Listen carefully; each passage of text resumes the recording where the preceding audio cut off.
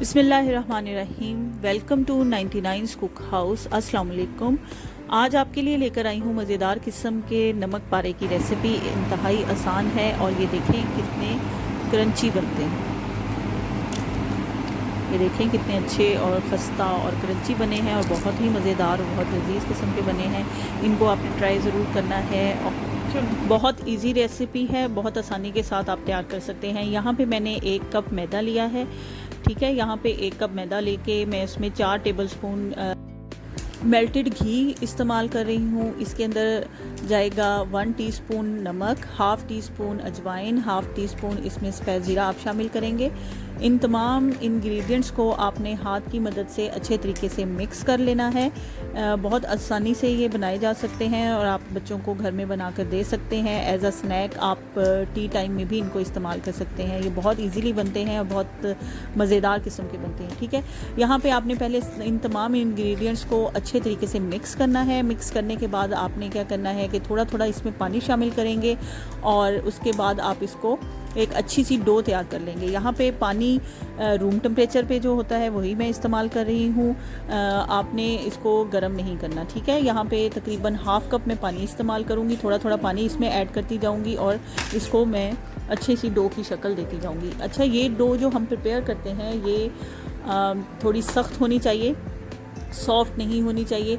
थोड़ी सख्त होगी तो अच्छे नमक पारे बनेंगे, ठीक है। यहाँ पे थोड़ी सी सख्त आपने डो गूंद लेनी है। थोड़ा थोड़ा पानी लगाते जाएं और उसको अच्छे तरीके से आपने इस तरह से गूंदना है, ठीक है। यहाँ पे मैं इसको अच्छे तरीके से पहले गूंदूंगी और उसके बाद इसको कुछ देर के लिए हम ढककर एक साइड पे रख देंगे ताकि डो सेट हो जाए। ये बहुत इंपॉर्टेंट स्टेप है। आप इसको सेटिंग का टाइम थोड़ा सा देंगे तो ये बहुत अच्छे नमक पारे बनेंगे, ठीक है। इसमें मैंने कोई और चीज़ इस्तेमाल नहीं की, सिर्फ 3 चीज़ें डाली हैं। इसमें नमक डाला है, अजवाइन डाली है, सफ़ेद ज़ीरा शामिल किया है। यहाँ पे डो हमारी रेडी हो गई है। इस तरह इसको आपने अच्छे तरीके से नीट करना है और उसके बाद आप इसको आधे घंटे के लिए रख देंगे। आधे घंटे रखने के बाद आपने इस तरह से इसका एक बड़ा सा पेड़ा तैयार कर लेना है और एक अच्छी सी बड़ी सी रोटी इसकी बेल लेनी है। यहाँ पे मैं इसकी अच्छी सी रोटी बेल लेती हूँ। ये बहुत ज़्यादा हिल रहा है बेलना, तो इसके नीचे हम एक कपड़ा रख लेते हैं ताकि ये हिले ना।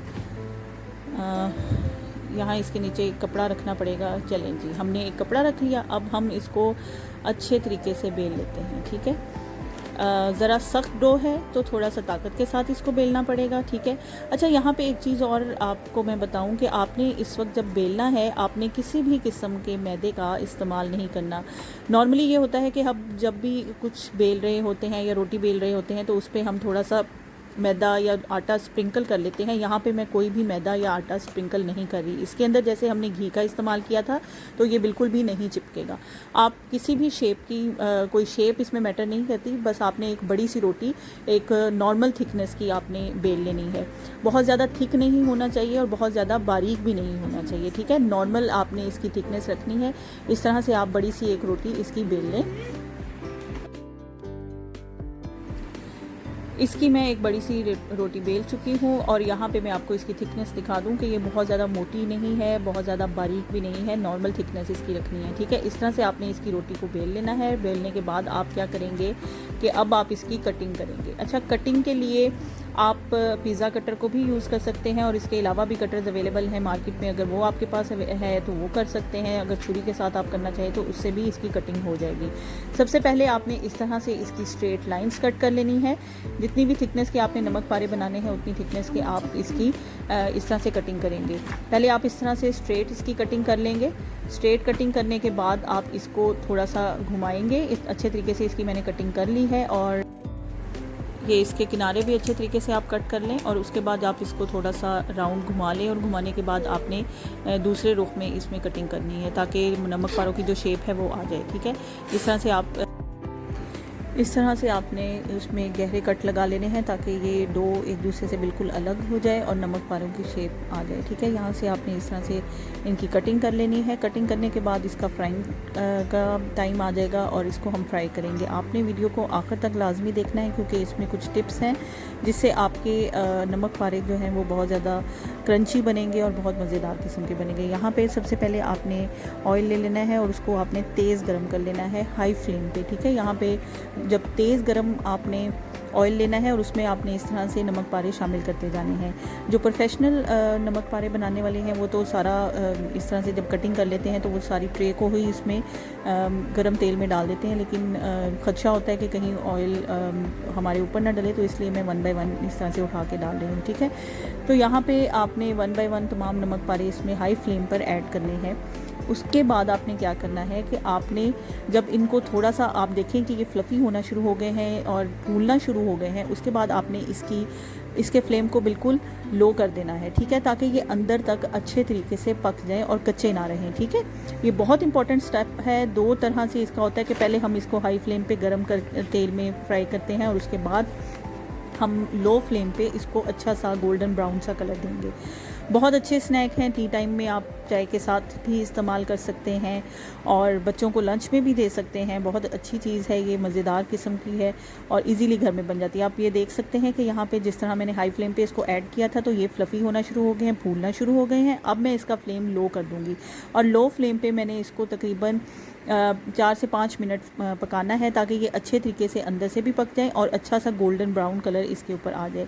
रेसिपीज़ को लाइक ज़रूर किया करें, अपने दोस्तों के साथ ज़रूर शेयर किया करें, मेरे चैनल को सब्सक्राइब ज़रूर कर दें और बेल आइकन के बटन को ज़रूर प्रेस करें ताकि आइंदा आने वाली रेसिपीज़ आप तक पहुंच सकें। यहाँ पे ये मज़ेदार किस्म के हमारे नमक पारे ऑलमोस्ट रेडी होने वाले हैं।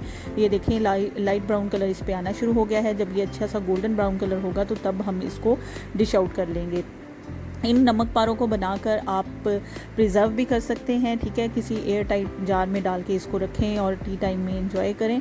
यहाँ पे ये देखें ये कितने अच्छे फ्लफ़ी भी फूले हुए बड़े मज़ेदार किस्म के नमक पारे रेडी हो रहे हैं। इसका जो कलर है वो अभी मैं आपको दिखाती हूँ कि ये किस तरह का ब्राउन सा कलर हर तरफ से आ जाएगा, तो उस वक्त आपने इसको निकाल लेना है। यहाँ पे थोड़ी थोड़ी देर बाद आप इसमें चम्मच भी हिलाते जाएं ताकि ये जले ना। बहुत इंपॉर्टेंट स्टेप है। इसकी कुकिंग के वक्त आपने इसके फ्लेम को ही ज़रा मद्देनज़र रख के इसको कभी पहले हाई फ्लेम पे और उसके बाद आपने लो फ्लेम पे पकाना होता है। ठीक है, यहाँ पे ऑलमोस्ट हमारे रेडी होने वाले हैं। बड़ा अच्छा सा गोल्डन ब्राउन सा कलर आना शुरू हो गया है। इसकी फ्राइंग को थोड़ा सा टाइम लगेगा, 4 से 5 मिनट आप एटलीस्ट इसको अच्छे तरीके से लो फ्लेम पे पकाएंगे तो ये अच्छे तरीके से अंदर से भी कुक हो जाएंगे। अगर आप बहुत ज़्यादा जल्दी हाई फ्लेम पे इसको करेंगे तो ये अंदर से कच्चे रह जाएंगे। ठीक है, बहुत इंपॉर्टेंट चीज़ है ये, इसको आपने ज़रूर जहन में रखना है। यहाँ पे ये देखें नमक पारों का जो कलर है ब्राउन सा वो आना शुरू हो गया है। अब हम इसको यहाँ से निकालेंगे और डिश आउट कर लेंगे। ये देखें ये कितने मज़ेदार किस्म के हमारे क्रंची नमक पारे रेडी हो गए हैं। ये मज़ीद नमक पारे मैंने इसमें शामिल कर दिए हैं। अब इसको डिश आउट कर लिया है। इनको टी टाइम में एंजॉय करें। मुझे दुआओं में याद रखें, अपना ख्याल रखें। अल्लाह हाफिज़।